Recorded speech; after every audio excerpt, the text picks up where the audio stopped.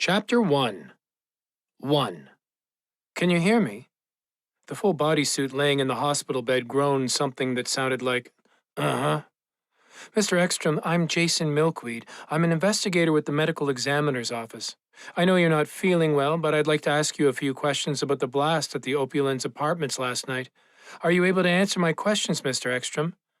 Not feeling well. Was this kid joking? Klaus relished some pain in his life occasionally, but this was far beyond masochistic enjoyment. Every damn bone and muscle felt as if it had been removed from his body and beat on a brick wall, and the pulsing heat on his face and across much of his upper body was almost unbearable. Thank God for the opiate-based numbing gas delivered to his skin by the Dax suit he laid in. The Dax was another brilliant product invented and marketed by Fonavertis. It was a major leap forward in dealing with burn victims with broken bones and torn muscles who had to remain statutory during convalescence. The computerized suit was an automated, clear, polyvision shell. It delivered pain relief, cooling, and healing drugs to the skin while prohibiting the patient from moving around. When a doctor wanted to look closely or touch the patient, he could open it up like a clamshell. Klaus had no idea he'd be wearing one 5 years after he approved the suit for release to the marketplace. If it wasn't for the Dax suit, he would demand to be euthanized. He fought through the pain of taking a deep breath to answer. All he could muster was a whisper. No. Hurt too much. I understand, Mr. Ekstrom. What if you raise one finger for yes and two fingers for no? Can you do that, sir? Klaus raised one finger. He would rather sleep, but the kid was taking his mind off the pain.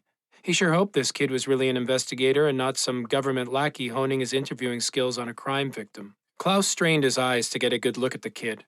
Luckily, he'd looked away from the blast milliseconds before the detonation. Thus, the burns to his eyes were minor and would heal in short order. If it wasn't for the excruciating pain, he'd swear he was in heaven. The kid had the face of an angel. His skin was smooth as silk without a flaw, mole, or birthmark.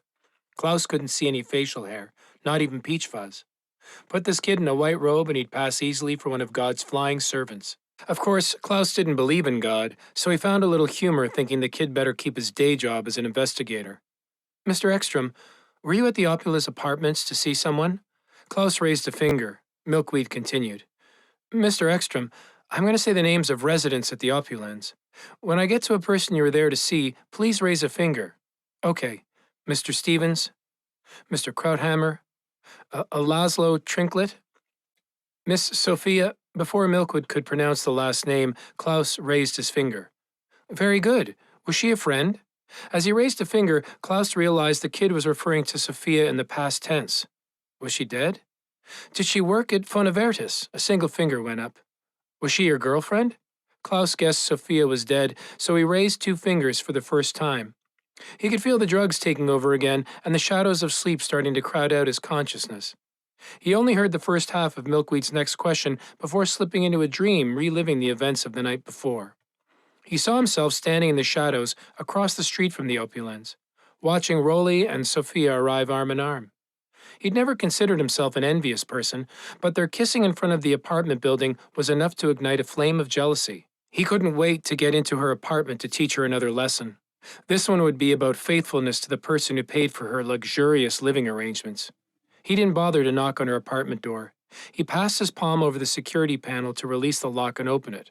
At first, he didn't see anyone, but then noticed a pair of feet wearing women's shoes sticking out from behind the living room couch. That was the last thing he remembered until waking in the hospital emergency room for a few seconds. The nurses were injecting him with numerous drugs, so the doctors could go to work on his body while he was numb. The drugs took hold and he faded back into semi-consciousness. For several minutes, he listened to the nurses talk about some fellow who would be a hideous-looking cripple for the rest of his life. When Milkweed didn't get a response to his next question, he looked through the eye holes in the Dax suit and saw that Ekstrom was asleep. He was amazed that Ekstrom could answer any questions considering his condition. It was a miracle that he was still alive. Leaving the apartment door open had saved his life. The blast catapulted him through the doorway and down the hallway for 40 feet. If the door had been closed, there would have been another murder victim in the Opulence bombing. So much for collecting information to solve the murder. He would have to wait until Ekstrom was in better shape to talk. With luck, there would be better days ahead for Klaus Ekstrom. In the meantime, Milkweed would concentrate on the other person of interest and the charred remains of the victim.